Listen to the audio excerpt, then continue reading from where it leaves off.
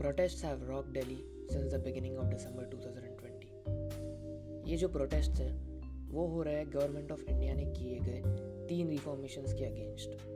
Farmers का कहना है कि गवर्नमेंट उनके कॉरपोरेट फ्रेंड्स को एग्रीकल्चर मार्केट मोनोपोलाइज करने में हेल्प कर रहा है, जबकि गवर्नमेंट का कहना है कि the farmers are misinformed about the reformations made. Let us take a look at the reformations and let us analyse them. Government ने 3 एक्ट्स में रिफॉर्मेशंस लाए हैं। The first one being Farmers Produce Trade and Commerce Act. The second one being Farmers Empowerment and Protection Agreement on Price Assurance and Farm Services Act. And the last one being Essential Commodities Amendment Act. The new 3 reformations coming into play mean that the APMC laws will be changed as well. Cumulatively, the new reformations say that the farmers can now sell their produce outside APMC markets to whoever they want. This could mean that the states could lose out on commission and mandi fee. अब farmers large retailers के साथ contract में जा सकते हैं on pre-agreed prices of their products. जो रिफॉर्मेशंस essential commodities amendment act में लाए गए हैं उसके हिसाब से the imposition of stock holding limits of cereals and pulses will be removed except for under extraordinary circumstances. But then farmers actually protest क्यों कर रहे हैं?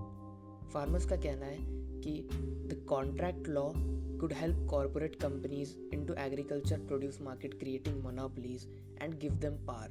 इससे they would get power to fix low prices for the produce. ये जो है farmers को एक submissive position में डाल देगा and make them sell their produce at lower prices, hence threatening their survival. Let us look at the difference between the new model and the APMC model. APMC model setup हुआ था 1960s में जब farmers could only sell their produce to certified middlemen, जिससे उनकी ability to sell outside their own area decreased. In the last 5 decades, there have been many monopolies among these middlemen. Let us first take a look at the difference between APMC model and the new model. The APMC model was set up in the 1960s, जिससे farmers could only sell their produce to certified middlemen सिर्फ उन्हीं के area में. This reduced their ability to sell outside their own area. The APMC system primarily rests upon a commission-based network. APMC system में जो middlemen है, they operate these markets on a large scale. The price gap between what consumers pay and what the farmers get for their produce means that it is unfair to the consumers as well as the farmers financially. With the new law coming into play, the farmers are no longer limited to their own area and could also sell to traders outside their own state. The new law tries to create open market conditions, and the final price that consumers pay for goods will get significantly lower as there are no middlemen in between.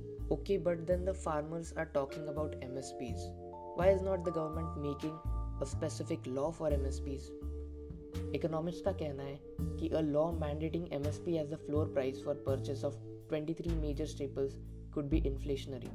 A private trader buying wheat and paddy at MSP every year would simply get translated into higher prices for final consumers.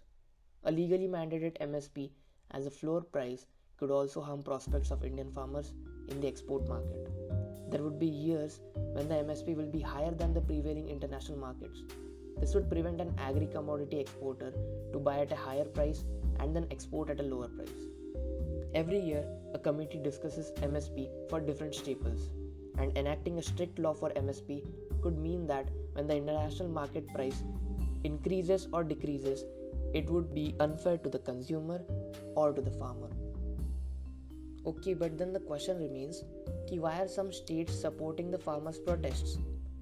Apart from the political reasons, the fiscal reason to do so is that on an APMC powered agriculture produce, the state government charges a fee of 2 to 6% depending on the produce. What we learned from the farmers' protests is that the public involvement in law making should increase in the Indian democracy. This is to avoid protests against a specific law after it is passed. There is a lot of time and a lot of money that could be saved by the government if the public involvement for making a policy is increased.